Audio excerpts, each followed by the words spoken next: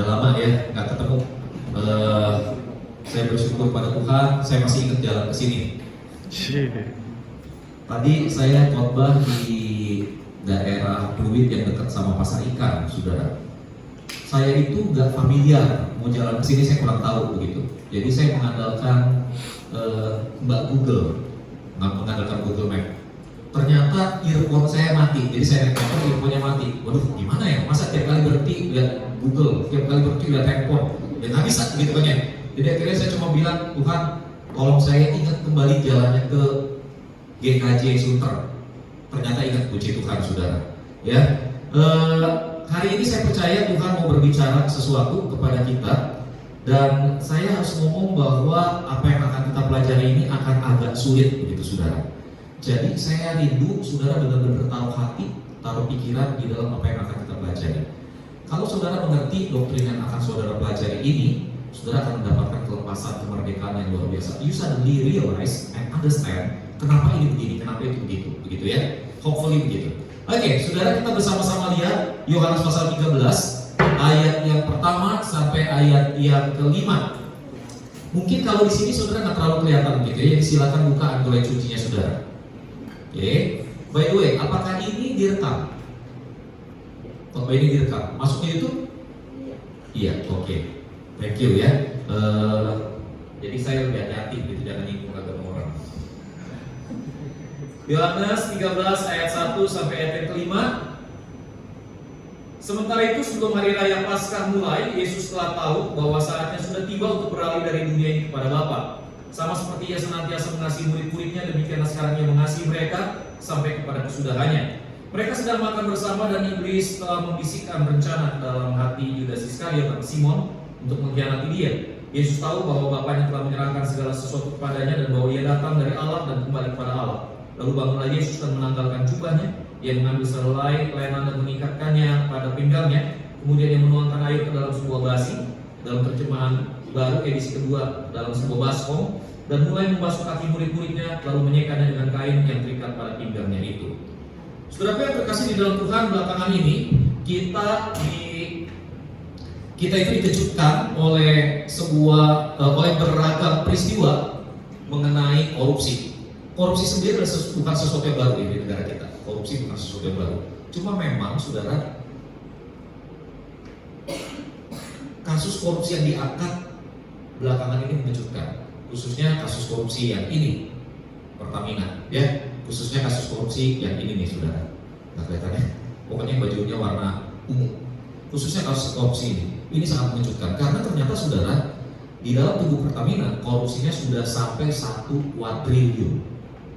Saudara tahu nggak 1 kuadriliun itu seperti apa? Saudara pernah lihat uang 300 juta di atas meja cash and carry? Belum. Saya pernah lihat, saudara. Itu bulanan ya, kalau jadi 300 juta meja penuh. Banyak banget gitu, saudara. Nah, 1 kuadriliun seperti apa?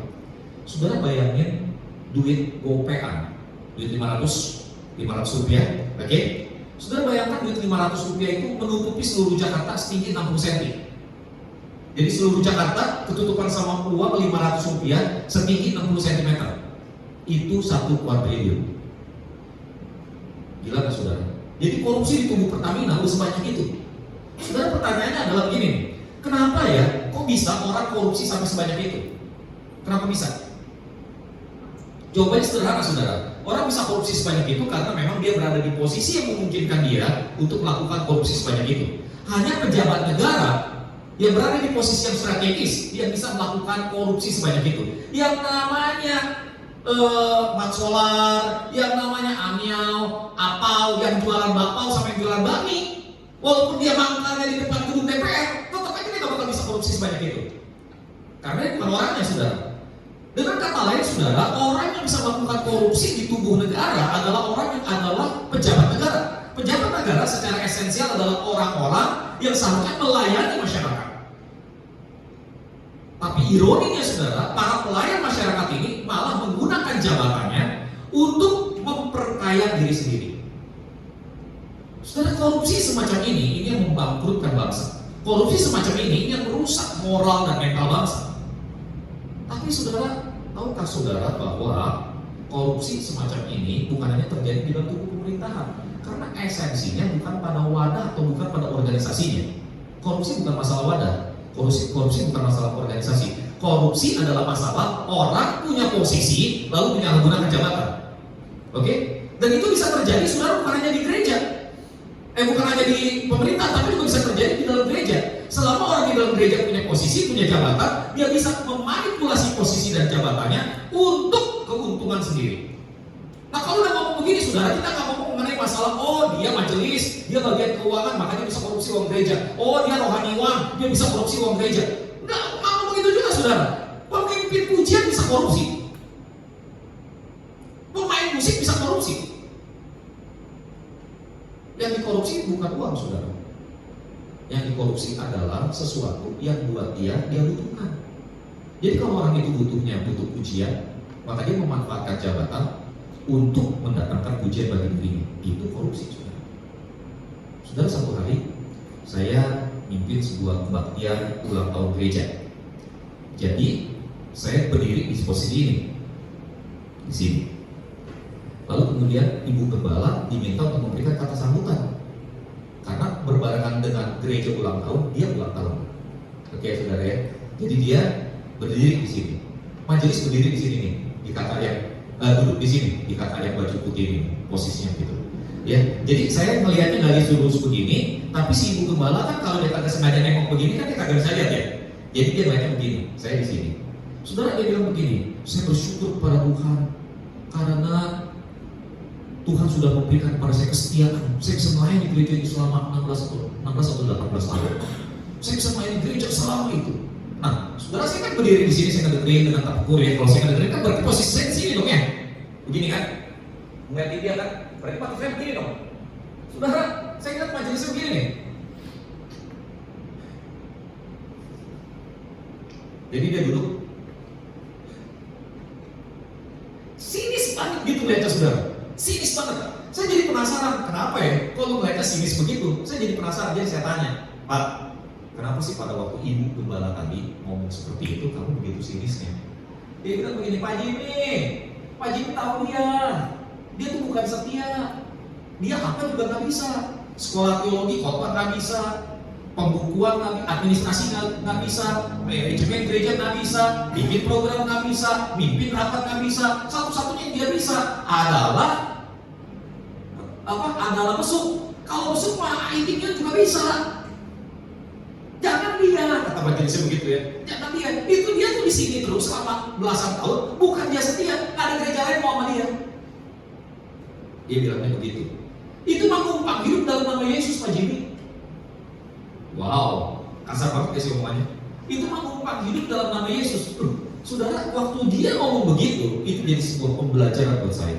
Bahwa ternyata, saudara, ketika kita berada di dalam posisi rohani, jabatan rohani, kita bisa saja menyalahgunakan nama Yesus, menyalahgunakan posisi atau jabatan rohani untuk kepentingan kita pribadi.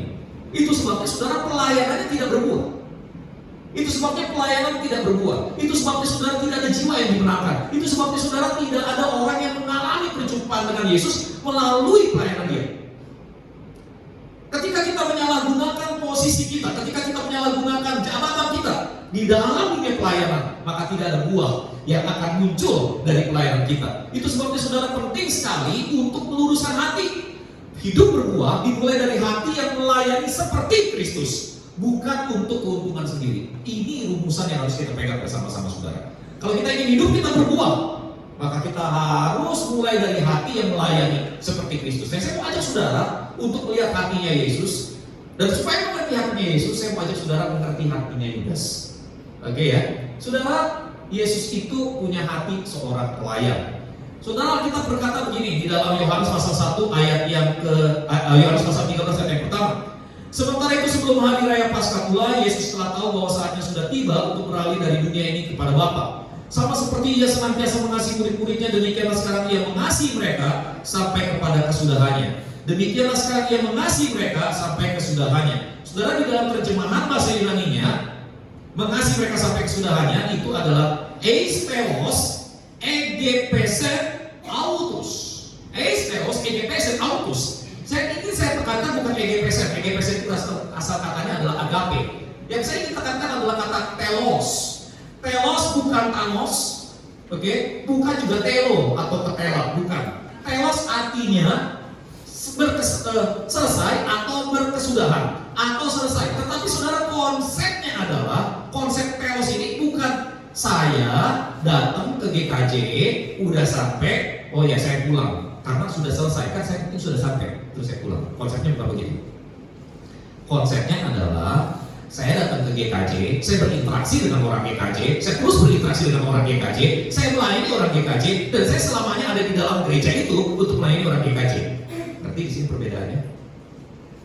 Jadi kalau kita terapkan kata ini, konsep ini kepada Yesus di dalam konteks kasih, maka kata telos menemukan pengertian begini: Yesus sudah mengasihi muridnya, akan terus mengasihi muridnya, akan selalu mengasihi muridnya, sampai kapanpun akan terus mengasihi muridnya. Ngerti konsepnya sudah? Dengan kata lain saudara, bagi Yesus kasih itu final, telos. Kasih itu final. Tidak ada yang Anda tidak lakukan, tidak ada kegagalan Anda yang akan mengurangi kasih Yesus bagi Anda. Sebaliknya, tidak ada hal luar biasa yang Anda bisa lakukan yang membuat kasih Yesus bertambah bagi Anda. You did great, Jesus love you as He is. You did something bad, Jesus love you as He is. Kasih Yesus tidak bertambah, kasih Yesus tidak berkurang, karena Yesus sudah mengasihimu secara tuntas dan total. Amin, saudara. Yesus mengasihi murid-muridnya dengan cara seperti itu. Dan saudara, ketika Yesus mengasihi murid-muridnya dengan cara seperti itu, dia mengekspresikannya dengan kasih. Dia mengekspresikannya dengan kerendahan hati. Apa yang dia lakukan, saudara? Dia menanggalkan jubahnya, dia mengambil kain, lalu kemudian dia mengambil baskom berisi air, dia basuh kaki murid-muridnya. Saudara, ini adalah tindakan budak. Orang Yahudi pada waktu itu, mereka kan jalan kaki ya, mau bertanda ke rumah orang kaya, mau ada perjamuan. Nah, saudara perlu ngerti, perjamuannya mereka itu, perjamuan makan mereka itu tidak begini. Ya harus paham ya, perjamuan makannya mereka itu tidak begini. Cok, gimana kabarnya Cok? Ya baik, makan. Gak begini. Paham ya? Perjamuan makan mereka itu lebih, pakai rok ya. Ya nggak pakai rok, di sini. Ini nggak pakai rok ya. Jadi di meja mereka makannya begini. Paham? Jadi mereka tidak makan dengan duduk, mereka makan dengan rebahan. Itu konteks budaya pada waktu itu. Nah, kalau mereka makan dengan duduk, berarti kan mejanya tinggi, kaki di bawah. Nggak perlu cuci kaki. Tapi kalau lu makannya sambil rebahan, kaki lu ngegantung-gantung di atas muka orang, lu harus cuci kaki. Paham sampai sini? Itu sebabnya budak itu biasanya orang tua rumah itu sediakan air di depan pintu supaya lu cuci kaki. Oke ya? Tapi bisa juga lu nggak cuci kaki karena ada budak yang akan bawa baskom ke kaki lu, lalu kemudian kaki lu dicuci, disekat. Dengan kata lain itu adalah kerjaannya budak. You can imagine, Yesus menanggalkan jubahnya, lalu kemudian Yesus membasuh kaki murid-muridnya. What he did is not the act of bukan tindakan minder. Karena banyak orang tidak bisa membedakan antara rendah hati dengan rendah diri. Ada beda gak rendah hati dengan rendah diri? Rendah diri itu berasal dari perasaan tidak percaya diri. Sedangkan rendah hati itu berasal dari pemahaman akan diri sendiri, tetapi mengambil keputusan untuk mengambil tindakan yang tidak sesuai dengan jabatan atau tidak sesuai dengan posisi dia. Perhatikan ayat yang sebelumnya. Alkitab berkata begini, Yesus tahu siapa dia, Yesus tahu bahwa pekerjaannya akan selesai. Betul ya? Berarti Jesus know himself. Sampai sini paham? Dan ketika Yesus membasuh kaki murid-muridnya, Yesus berkata, menurut kamu saya siapa? Oh, engkau adalah Tuhan dan Guru kami. Kamu betul? Yesus bilang, enggak lah, enggak kayak gitulah. Enggak, Yesus bilang, kamu betul. Saya Tuhan dan saya gurumu. Kata yang digunakan untuk Tuhan itu bisa saja berarti the Lord, tetapi juga bisa berarti Kurie atau my boss, my big boss, my Lord. Orang yang punya hidup saya, orang yang punya rumah saya, orang yang punya makan saya, my big boss. Ngerti maksudnya? Jadi Yesus dengan tegas menyatakan bahwa saya Tuhan, I'm your boss, and I am your teacher. Nah, teacher pada waktu itu bukan ini Budi, ini Bapak Budi, bukan. Teacher pada waktu itu, Yesus itu rabbi, Yesus itu rabi yang sudah menempuh pendidikan S1 minimal. Paham ya? Jadi lu gak bisa mengklaim diri lu sebagai seorang contoh kalau lu kagak sekolah teologi. Yesus itu sekolah teologi. Paham ya? Yesus itu adalah guru. Dia guru yang diakui secara akademis. Jadi dia punya posisi penting di tengah masyarakat. Sampai sini paham? Yesus punya 12 murid. Muridnya ini berguru langsung kepada maha guru.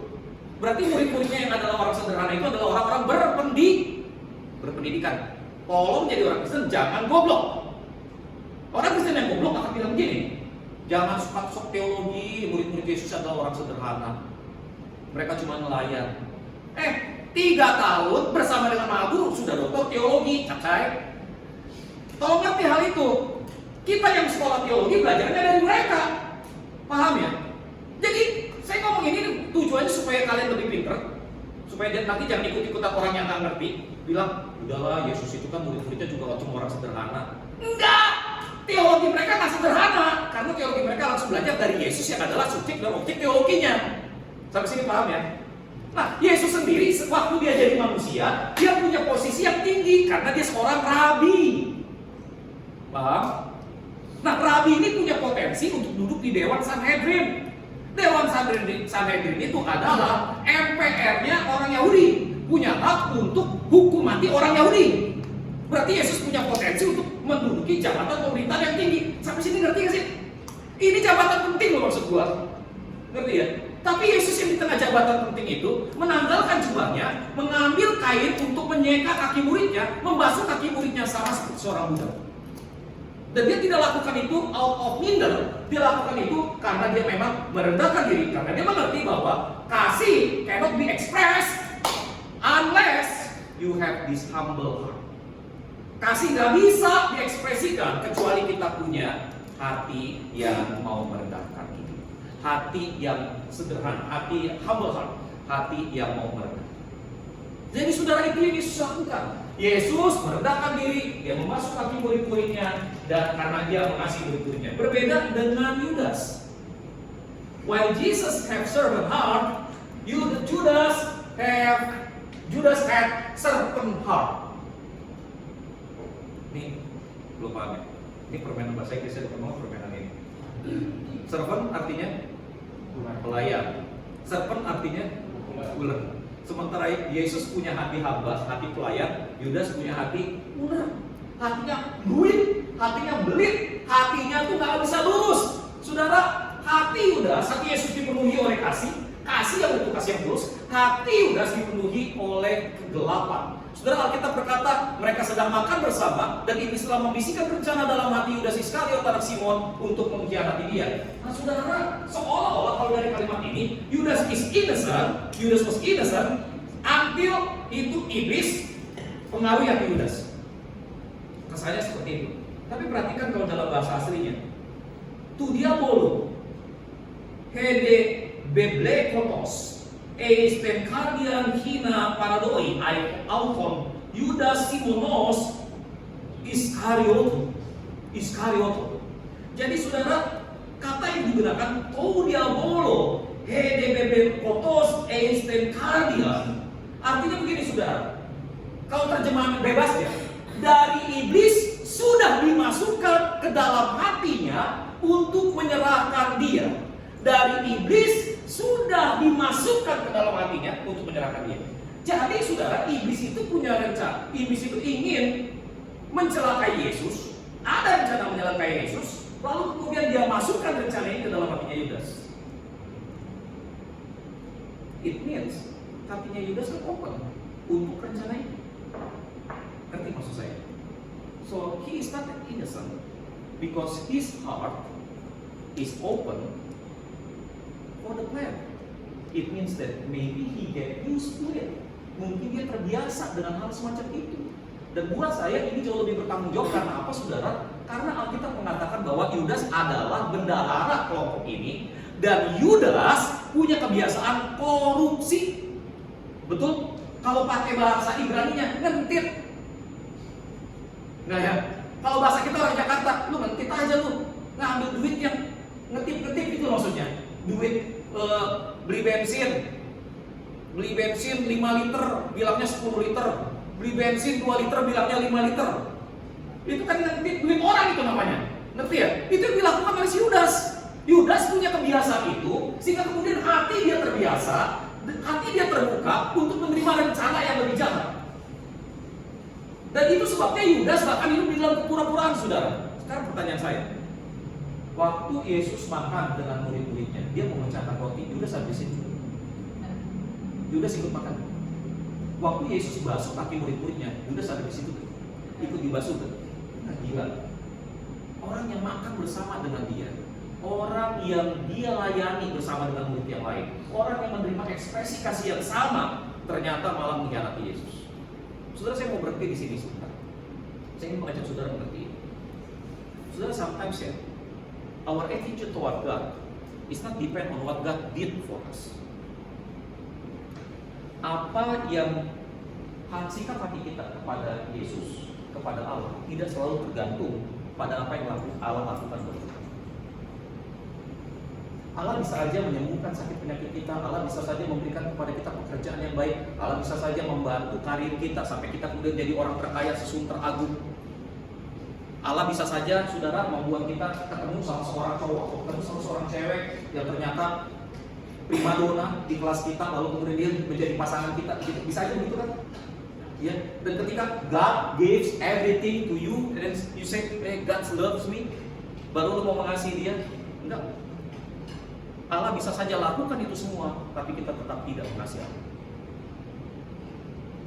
Ya, Allah bisa saja melakukan kebaikan-kebaikan untukmu, tapi kita tidak mengasihi Allah. Kenapa? Because it is not about what God did, but it is all about the condition of your heart. Ini bukan masalah apa yang Allah lakukan untukmu, tetapi masalah kondisi hatimu. Kalau kondisi hatimu penuh dengan selalu terbiasa dengan dosa, terbuka seperti makhluk yang siap untuk menerima rencana iblis, maka sebaik apapun Allah bertindak, hatimu tetap akan mengkhianati Allah. Sampai di sini paham, teman-teman? Yuk saya jelasin lebih jauh ya. Oke, saudara, ini perbandingannya servant heart dengan servant heart. Servant heart motivasinya kasih, rela melakukan yang tidak demi kemuliaan Allah. Servant heart motivasinya ego, pilih tugas yang enak dan terlihat, semuanya demi keuntungan pribadi. Pertanyaannya, kenapa bisa punya servant heart? Ini mesti dipikirin baik-baik itu, saudara. Ini kan jumlahnya sedikit, saya jadi ngomongnya lebih santai. Gini, saudara, lu kepikir gak sih, Yudas itu bersama dengan para murid 3,5 tahun bersama Yesus, ya kan? Sementara Petrus, Yakobus, Yohanes, Andreas, Simeon itu belajar, Bartolomeus itu belajar dari Yesus, duduk di bawah pengajaran Yesus. Yudas juga duduk di bawah pengajaran Yesus.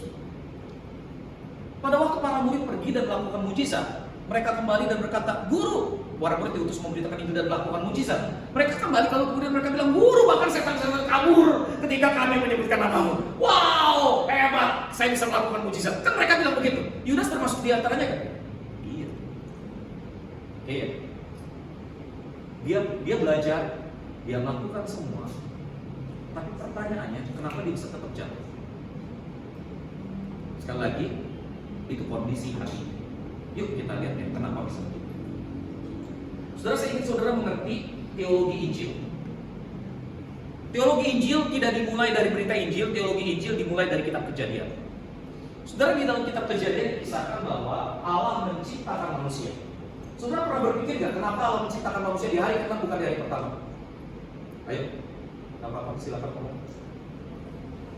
Belum ada apa-apa. Kebayang gak sih kalau misalnya Allah ciptakan manusia di hari pertama, belum ada udara, terus nggak ada tempat untuk pijat, perut juga nggak bisa, lalu nggak ada yang dimakan. Jadi Allah menciptakan life support, baru Allah menciptakan manusia. Sampai sini paham ya? Allah menciptakan life support, baru Allah menciptakan manusia. Dengan kata lain, Allah mau agar manusia hidup tergantung kepada Allah. Sampai sini paham?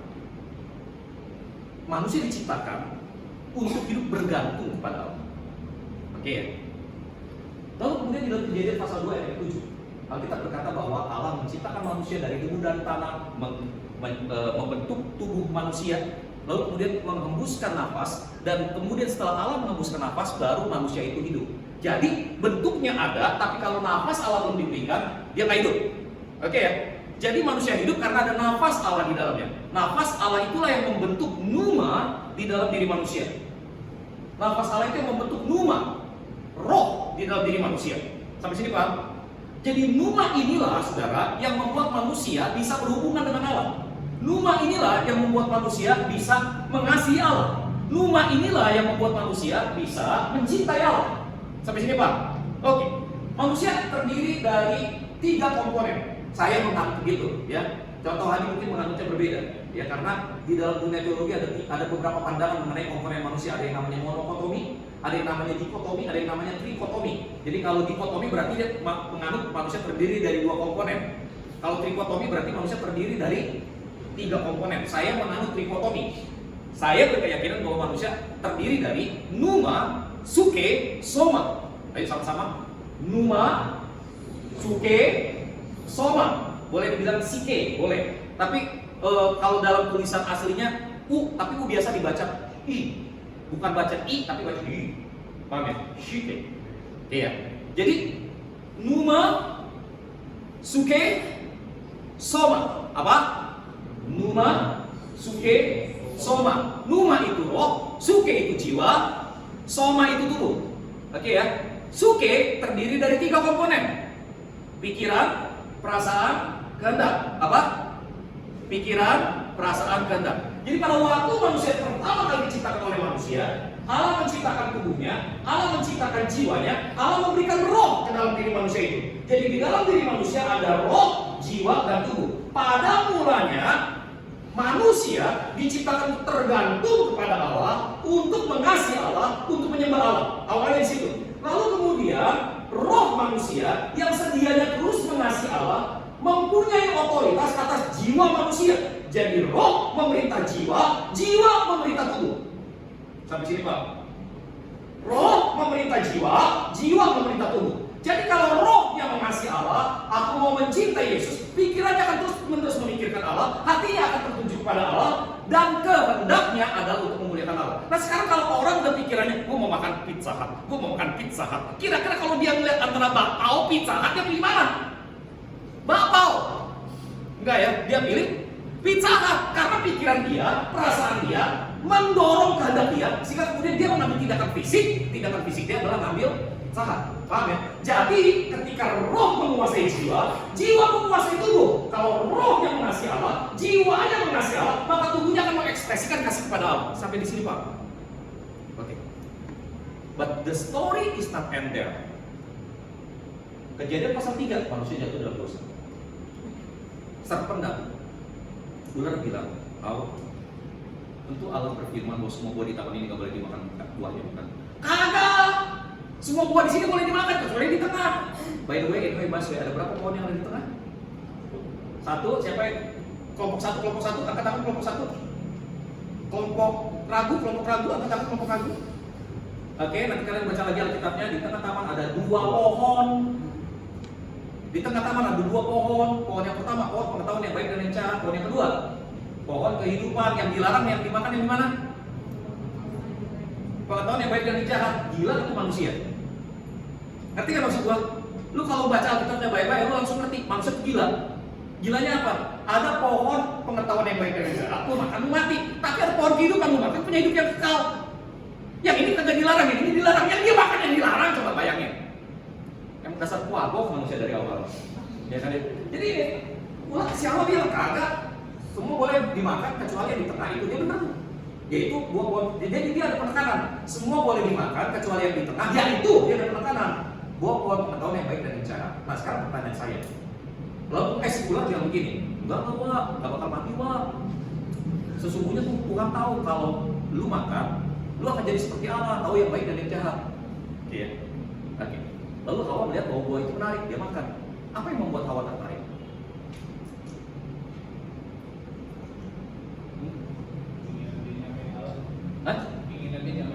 Yes.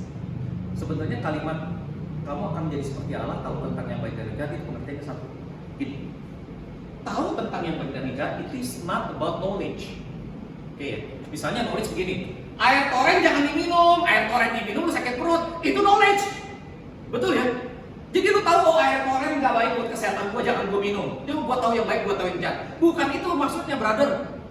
Maksudnya tahu yang baik dan yang jahat itu I can decide what is good for me.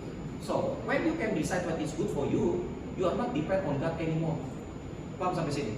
Contoh ya, kalau kamu punya anak, masih umur 12 tahun jangan pacaran ya nak. Jadi saya boleh ke pacarannya kapan Pak? Waktu kamu umur 40. Nah, kamu umur 12 jangan pacaran ya. Dia mulai flirting sama cewek yang dia suka, flirting. Terus kita mulai marah dong. Dikasih tahu, jangan, belum jadi orang lu udah belagu lu. Jadi anak kita selama ini bukan orang. Dia lu kalau dimarahin bapak malu, belum jadi orang aja udah belagu lu, berarti lu belum orang. Ya, masih bentuk apa nggak tahu. Nah terus udah gitu nih, dia pacaran. Waktu dia pacaran, dia memutuskan untuk pacaran. Dia kan memutuskan itu buat kebaikan dia, keinginannya dia, betul nggak? Menurut dia, baik buat dia untuk pacaran. Tapi pada waktu dia memutuskan bahwa baik buat dia untuk pacaran, dia sebetulnya sudah melawan perintah bapaknya. Sampai sini Pak. Now that is what happened di Taman Eden. Jadi ketika manusia memutuskan saya mau makan buah pohon pengetahuan yang baik dan jahat, supaya saya tahu memutuskan yang baik dan yang jahat, itu maksudnya adalah dia mau memutuskan buat diri dia sendiri. Dia tidak mau lagi bergantung pada Allah. Dia ingin jadi Allah buat dirinya sendiri. Padahal in the beginning dia diciptakan untuk bergantung pada Allah. Halo, sampai sini Pak? Dia diciptakan untuk bergantung pada Allah, tetapi di dalam prosesnya dia memutuskan untuk tidak lagi bergantung pada Allah. Dia memutuskan untuk jadi Tuhan atas dirinya sendiri. Sampai sini Pak? Jadi dosa manusia yang pertama adalah memberontakkan kepada Allah, mau jadi Allah buat diri sendiri. Itu dosa pertama. Dengan kata lain, gue pengen jadi Tuhan, gue pengen jadi kurie buat diri gue sendiri. Sampai sini Pak? Akibatnya apa? Coba ya. Pada waktu manusia diciptakan, manusia terdiri dari berapa komponen? 3. Roh, jiwa, tubuh. Awalnya roh mengasihi Allah, memerintah jiwa, jiwa memerintah tubuh. Oke ya? Nah ketika manusia jatuh dalam dosa, yang pertama yang terjadi adalah rohnya mati. Rohnya mati. Mati bukan dalam pengertian mati. Mati dalam pengertian dia numb. Dia nggak bisa lagi merasakan Allah, dia nggak bisa lagi mencintai Allah. Allah tidak lagi berkomunikasi dengan roh itu. Ngerti ya? Contoh, sebuah rumah tangga, pasangan suami istri. Suami kedapatan selingkuh, si istri ngomong aja nggak mau, apa juga nggak mau, pernikahannya itu tetap pernikahannya mati. Hah? Mati. Walaupun orangnya hidup, paham ya? Orangnya hidup, tapi pernikahannya mati. Itu yang terjadi nih. Roh manusia mati. Nah, roh manusia tidak bisa lagi meminta jiwa. Oke ya? Jiwa tidak lagi memerintah tubuh. Yang terjadi sebaliknya, tubuh memerintah jiwa. Sampai sini Pak? Ini yang disebut dengan kedagingan. Tubuh punya kebutuhan nggak? Apa kebutuhan tubuh? Sandang, pangan, papan, satu lagi, seks. Ya?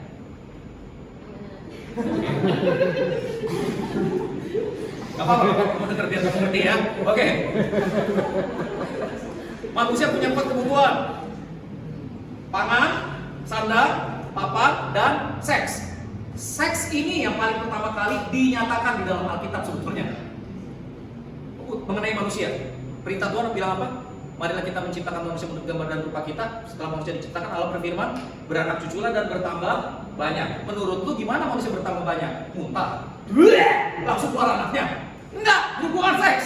Ngerti ya? Jadi seks sebelum kejadian pasal 3 itu kudus. Jadi satu kebutuhan. Oke. Nah, dengan kata lain, di dalam tubuh manusia ada kebutuhan untuk melakukan hubungan seksual, untuk makan, untuk mengenakan pakaian, dan untuk tinggal di tempat yang aman. Ada kebutuhan itu. Itu normal, itu baik. Tapi ketika manusia jatuh dalam dosa, tubuh memerintah dengan cara yang berbeda. Seks bukan lagi menjadi alat untuk bertahan hidup. Seks bukan lagi menjadi alat untuk menggenapi rencana Allah. Seks berubah menjadi penguasaan hawa nafsu. Oke? Lalu kemudian karena seks itu karena kedagingan menguasai tubuh kemudian menguasai pikiran, menguasai jiwa, mulai rasionalisasi. Kenapa lu selingkuh? Kenapa lu punya istri siri? Wah. Ya, kenapa lu punya istri siri begitu? Ya, gimana ya, takdir. Konsep takdir artinya, walaupun gua memang salah, tapi yang nentuin gua salah adalah gila. Jadi suaranya terngiang-ngiang waktu Tuhan bertanya kepada Adam, Adam, apa yang kau lakukan? Adam bilang, perempuan yang kau tempatkan di sampingku. Jadi yang salah siapa? Tuhan dan Hawa. Tuhan salah, Hawa salah, gua kagak salah. Hawa ditanya kenapa lu melakukan itu, Hawa bilang ular. Ular kagak ditanya karena udah kagak ada lagi yang perlu ditanya. Ya, ular langsung dihukum. Hawa dihukum, Adam dihukum. Menyalahi. Tapi itu kedagingan manusia, ngerti ya? Jadi ketika manusia jatuh dalam dosa itu terjadi. Kalau dibiarkan terus, manusia pasti binasa. Tapi Allah bertindak, Allah mengutus anak yang tunggal Yesus Kristus mati di atas kayu salib. Ketika kita percaya pada Yesus, kita mengalami kelahiran baru. Apa artinya mengalami kelahiran baru? Dengerin ini baik-baik. Mengalami kelahiran baru itu bukan kemauan kita, itu kemauan Allah. Itu bukan haknya kita, itu hak prerogatif Allah. Bukan karena kita baik. Keselamatan diberikan secara cuma-cuma. Oke? Keselamatan diberikan secara cuma-cuma karena Allah mau menyelamatkan kita, Allah mau memberikan Yesus. Sampai siapa? Jadi roh kita diselamatkan, hak prerogatif Allah. Sekali selamat, dapat selamat. Sampai sini Pak? Tapi yang pertama nih, jiwa kita sebelum diselamatkan hidup di bawah perbudakan daging, perbudakan tubuh. Terbiasa dengan itu. Sampai sini Pak. Saudara ngerti gak bagaimana cara mengubah kebiasaan? Selama 90 hari melakukan hal yang sama di jam yang sama berulang-ulang baru kebiasaan berubah. Sekarang lu kebiasaan nonton bokep selama 12 tahun, lu gimana berubahnya lu? Jadi saudara, kebiasaan berdosa itu betul-betul membuat jiwa itu tersiksa. Itu sebabnya Paulus di dalam Roma pasal 7 berkata, aku tahu apa yang baik, tetapi yang aku lakukan bukan apa yang baik. Karena aku melihat ada hukum dosa yang berjuang di dalam tubuhku. Sampai sini paham ya teman-teman ya?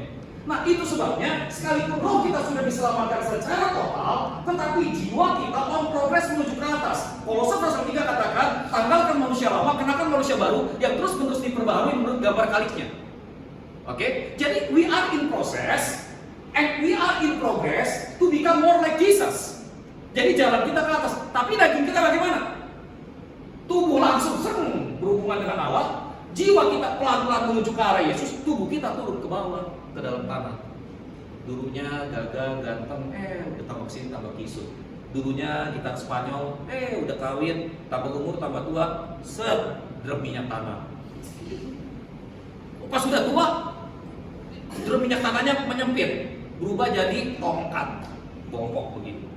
Tubuh kita. Tapi jangan lupa, ketika kita berada di dalam Yesus, tubuh kita akan diganti total dengan tubuh kemuliaan. Amin ya. Nah, problem kita tuh di sini nih teman-teman nih.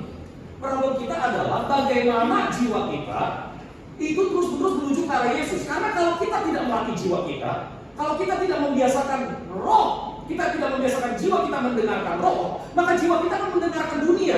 Walaupun kita diselamatkan, walaupun kita dilahirkan kembali, tapi kalau jiwa kita tidak mendengarkan roh kita, maka jiwa kita akan menjadi budak dari berhala hati kita. Nih, kita punya berhala hati. Ada berhala kenyamanan, berhala pengakuan, berhala penerimaan, berhala kuasa, berhala kendali. Saudara, di dalam pelayanan, berhala-berhala ini bisa menjadi motif kita di dalam melayani Tuhan. Berhala kenyamanan berhubungan dengan keengganan untuk berubah. Udah ibadahnya kalau buat anak muda, belajar anak muda pakai piano. Inilah jalan salib. Tadi si Yohanes ya, main drum, alat setan. Dosa, bertobat kamu. Nggak mau berubah, ngerti ya? Nggak mau berubahnya bukan karena masalah teologis, tapi lebih karena gue nggak nyaman. Saudara lihat ya perdebatannya. Kebanyakan orang berdebatnya bukan teologinya, tapi berdebatnya pada kenyamanan. Lalu kemudian otaknya mulai merasionalisasi, cari jawaban teologi. Ngerti sampai sini? Hati-hati dengan berhala itu. Lalu kemudian ada berhala pengakuan, menjadikan pelayanan sebagai ajang untuk menerima pengakuan. Saya punya teman saudara, tiap kali mau naik panggung dia nanya dulu, Pak Jimmy, baju gue udah rapi belum? Oh iya bagus sih, udah rapi sih. Begitu dia turun dari panggung, habis mimpin pujian, gimana tadi gue mimpin ada yang salah? Gue mimpin ada yang salah? Nggak ada. Bertahun-tahun begitu loh. Jadi dia tuh bete kalau gue muji, bagus muji, keren lu tadi muji, hebat muji tadi dia. Dia kalau kagak begitu, bete dia. Dia bilang Bapak Gembala tidak perhatian. Karena pelayanan jadi ajang pengakuan. Ada juga pelayanan jadi ajang penerimaan. Dia kalau misalnya dia tidak melayani, dia tidak diundang. Kok lu nggak ada? Kok gue nggak ada rosternya ya? Oh gue ditolak, gue tertolak. Karena pelayanan jadi identitas dia. Wah, kalau saya majelis, saya hamba Tuhan, itu identitas dia gitu loh. Karena dia merasa dia diterima kalau dia punya identitas itu. Hati-hati. Lalu kemudian ada berhala kuasa. Pokoknya kalau di gereja, gua harus jadi ketua. Kalau nggak jadi ketua, bete. Ketuanya harus gua. Di gereja harus pegang kendali. Segala sesuatu harus sesuai maunya saya. Sebab kalau tidak sesuai maunya saya, kayaknya ada sesuatu saya kayak pegang apa-apa. Saudara hati-hati, ini berhala di dalam hati. Setiap orang punya satu minimal berhala di dalam hidupnya. Yakin saya nggak akan menghakimi saudara, karena saudara adalah inang dari berhala itu. Sebagai inang, saudara tahu berhala apa yang ada di dalam hati saudara. Paham ya saudara ya? Nah saudara, kita harus waspada dengan itu maksud saya. Kita memang sudah dilahirkan kembali, tapi tetap ya, karena jiwa kita dalam proses menuju kesempurnaan, berarti jiwa kita itu kan harus ada yang dikikis, harus ada yang dibersihin, harus ada yang dilatih supaya betul-betul menjadi semakin menyerupai Kristus. Kalau kita tidak latih jiwa kita seperti itu, maka jiwa kita akan menjadi seperti mangkok yang siap untuk ditaruh rencana iblis di dalamnya. Nggak peduli lu denger firman berapa sering, nggak peduli lu beribadah berapa sering, nggak peduli lu nyanyinya sampai jumpalitan, sampai tunggang langgang, nggak peduli. Kalau hati lu nggak dilatih untuk untuk mendengarkan roh, mengasihi Allah, maka jiwa kita akan selalu terbuka untuk menerima rencana iblis yang jahat. Dan celakanya itu nggak berhubungan sama keselamatan kita, tapi berhubungan sama kita tidak menjadi lebih dewasa, kita malah menjadi batu sandungan buat orang lain, kita menjadi orang Kristen kedagingan. Itu kayak ayam mati di lumbung padi, you know? Ayam makan apa sih? Pizza kan? Bukan. Ayam makan padi, betul ya? Padi ditaruh di lumbung padi, ayamnya bisa mati di lumbung padi. Goblok kan? Dengan kata lain itu ayam bukannya menikmati kelimpahan, itu ayam malah mati di tengah-tengah kelimpahan. Lu tanya nih di luar ya, juru pendiri agama mereka mati, ada yang bangkit lagi? Tanya di luar. Ada gak? Satu-satunya pendiri agama, satu-satunya yang mengklaim dia adalah juru selamat, dia mati dan bangkit lagi cuma Yesus. Dengan kata lain, Yesus itu hidup. Kalau dia hidup, kamu punya hari esok. Kalau dia hidup, kamu punya sahabat yang mendampingimu. Kalau dia hidup, kamu punya lumbung padinya. But as long as you're Christian, kamu gak pernah mengalami Yesus itu. Karena kamu kekristenannya kedagingan. Datang ke gereja supaya diberkati, datang ke gereja supaya bisnis jalannya lancar, datang ke gereja supaya disembuhin. Jadi ketika nggak disembuhin, ketika bisnis nggak lancar, ketika nggak dapat jodoh, ketika karir nggak menanjak, lu berasa percuma jadi orang Kristen. Lu keluar dari gereja. Lihat, walaupun Allah sudah mengutus anaknya yang tunggal mati di atas kayu salib bagimu, hatimu bisa tetap tidak mengasihi Allah. Karena apa? Karena kau tidak mengajar hatimu mendengarkan rohmu untuk mengasihi Allah. Sampai sini paham ya? This is very important. Itu sebabnya banyak orang Kristen udah lahir baru tapi nggak bertumbuh, udah lahir baru tapi nggak jadi orang Kristen yang baik, udah lahir baru tapi rumah tangga berantakan, udah lahir baru tapi korupsi, udah lahir baru tapi bolak-balik main cewek, udah lahir baru bolak-balik jadi sugar mommy, udah lahir baru tapi tetap hidup dengan cara seperti itu. Dia nggak mengalami Kristus. Wah. Jadi teman-teman hati-hati dengan itu semua. Nih contohnya kayak gini, Pastor Mamon. Tahu kan ya, Pastor Mamon? Udah tahu IG-nya? Lihat deh, lucu-lucu. Rudi, isi nama Rudi, alias Yohanes Wijaya, alias Rudi Handiwandoyo, menggelapkan uang ratusan juta rupiah di jemaat dengan dalih untuk biaya pembangunan tempat ibadah di Semarang. Kerugiannya lebih besar dari 400 juta. Ada lagi Kempukan, pada Februari 2007 Kuplan dituduh menggunakan Citation X milik KCF. KCF itu Kenneth Copeland Industry untuk liburan pribadi. By the way, Anyway Busway ini adalah hamba Tuhan yang punya jet pribadi. Ketika ditanya oleh seorang wartawan, Pastor, why do you need a private jet? I tell you. Lu nonton di YouTube ada. Gila hamba Tuhan kayak begitu. Saudara, saya pernah ya didatengin oleh seorang hamba Tuhan aliran gereja yang sebelah. Bro, gua heran sama lu orang, bro. Lu orang maksudnya apa? Ya lu orang yang orang Protestan. Kenapa emang? Lu orang kok ya bisa ya jadi hamba Tuhan hidup sederhana? Iya, gua heran. Gua juga heran sama lu orang. Kenapa lu heran? Lu heran sama kita orang? Iya, karena lu hamba Tuhan tapi gak bisa hidup sederhana. Paham ya maksud saya? Ada orang-orang yang dengan sengaja menggunakan posisi pelayanannya untuk memuaskan berhala pribadinya. Ada orang-orang yang seperti itu. Nah sekarang saudara, apakah mereka memuaskan berhala pribadinya pada waktu mereka jadi hamba Tuhan? Apakah karena mereka jadi hamba Tuhan, maka mereka berpotensi memuaskan berhala pribadi mereka? Enggak. Mereka jadi hamba Tuhan yang dikuasai oleh berhala pribadi mereka karena pada waktu mereka belum jadi hamba Tuhan, mereka tidak pernah mendisiplin diri mereka untuk belajar mengasihi Allah. Oke, so this is not about being a servant of the Lord. Oh, ini bukan tentang pelayanan brother, ini bukan tentang pelayanan sister. This is about disiplin rohani. Kamu yang belum terlibat dalam pelayanan, kamu disiplin gak diri untuk mengasihi Allah? Kamu yang sudah terlibat di dalam pelayanan, kamu disiplin gak dirimu untuk punya motivasi yang benar? Sampai sini paham teman-teman? Yuk kita melatih hati kita melatih diri kita. Teman-teman, ada seorang ibu di Semarang, dia pensiunan guru usia 64, dia pensiun saudara. Lalu kemudian dia kan nggak menikah, dia gunakan uangnya untuk membiayai anak-anak miskin, jadi kayak orang tua asuh. Lalu kemudian ada orang yang bilang gini, kan mereka juga belum tentu ingat jasa kamu, mereka juga belum tentu ingat apa yang kamu lakukan buat mereka. Kenapa kamu melakukan itu? Begini ya bro, dia bilang, saya sudah menerima kasih Yesus. Saya membagikannya lagi supaya mereka ngerti ada orang-orang yang mengasihi mereka, ada Yesus yang mengasihi mereka. Itu pelayanan. Kamu sudah menerima kasih Yesus, kamu melihat teladan Yesus, kamu lakukan hal yang sama. Kamu menerima kasih Yesus, kamu bagikan kasih Yesus melalui pelayanan. Kamu melihat teladan Yesus, kamu lakukan hal yang sama, merendahkan diri sama seperti Yesus. Amin. Yuk teman-teman kita lakukan. Kita tutup kepala kita.